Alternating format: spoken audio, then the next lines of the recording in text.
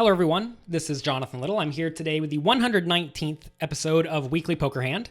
As promised, we have a situation this week where I get set up nicely, and I have to figure out a way to not go broke. But before we get to this hand, I want to tell you briefly about my newest book. It is called Bluffs, because that is exactly what it is about.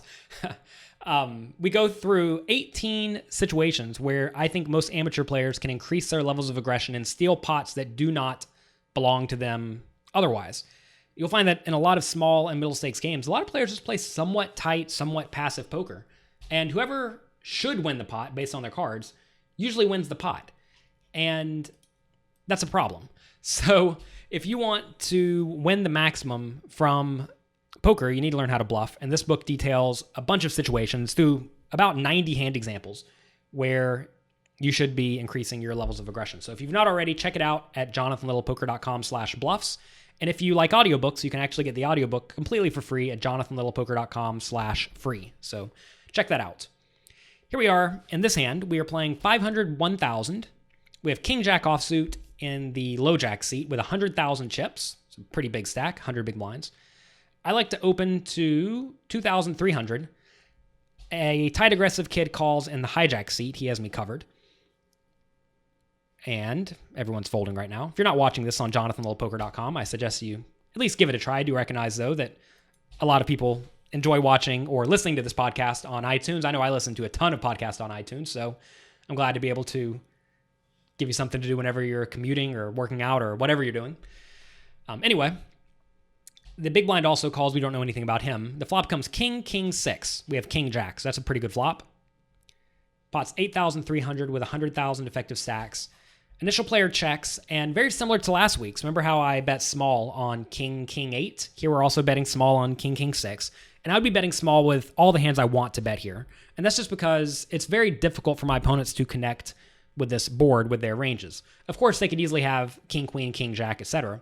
But notice I'm going to have way more King 9, King 10, King, and Ace Kings than my opponents because a lot of players don't defend King 10 and King 9. And they 3-bet with Ace King, so those hands are often not even in their range. So I should have way more kings than my opponent, so we can bet small and proceed from there. The tight aggressive kid calls in the hijack seat, and the turn is a 5. And I don't know what possessed me to check here, but I decided to check. And I must have had some sort of sick live pro read, which is obviously incredibly difficult to teach, but I must have had some sort of live pro read that led me to believe that this player liked his hand a lot. So if I know this guy likes his hand a lot, what does that mean? Well, if someone likes their hand a lot here, it's going to be a king. Remember, the kings I just detailed, King 10 and King 9, probably aren't in my opponent's range. So it's probably more like King Queen or pocket sixes. Those are the only hands that a tight aggressive kid will actually love. So something possessed me to check, and I checked. And I promise you, I'm not looking to check raise here. I think check raise in the turn would be a disaster versus almost everyone. Remember how my opponent in the hand from the previous week elected to raise me on the river, such that he's only getting called when he's beat? Well, if I check raise here on the turn, I'm only going to get called when I'm beat, I imagine. So I check turn. Tight aggressive kid checks behind. All right. So I have to assume I have the best hand a ton now. On the river is an ace. I like to bet somewhat small. And the reason I like betting small here, if I'm going to bet at all, is because I should have some aces in my range, so I need to be betting in general. And if I'm going to be betting with all my aces and with all my bluffs, I also want to put my nut hands in that range. I don't think I'm checking very often on this river. Looking back at this, I think I would have actually preferred a slightly bigger bet. And the reason I like a slightly bigger bet is because if my opponent does not have an ace, he's probably going to fold to any reasonable bet. And if he does have an ace or better, he's going to call pretty much every time. So in this spot, I think we can go just a little bit bigger, probably something like 8,000.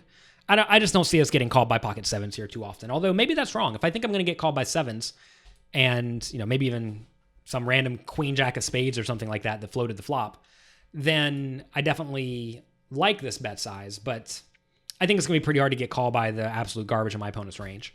So anyway, I bet 5,600, and again, just like last week, much to my surprise, my opponent raises to 14,000. So now I have to put in 10,000 to try to win the 20 here plus the 13. So I have to put 10 to try to win 43 total. So I need to win 25% of the time or so to break even. And will I win 25% of the time with this king jack? I imagine I do pretty much every time. The only difference between this hand and the previous hand is that in this spot, the tight aggressive kid should have a stronger range than the loose aggressive guy who played king 5 suited, right?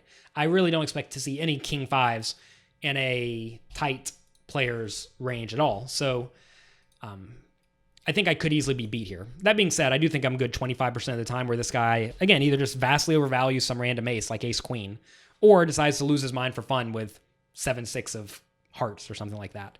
So I think we have to call. And it's actually only 8,400 more. He shows up with pocket sixes.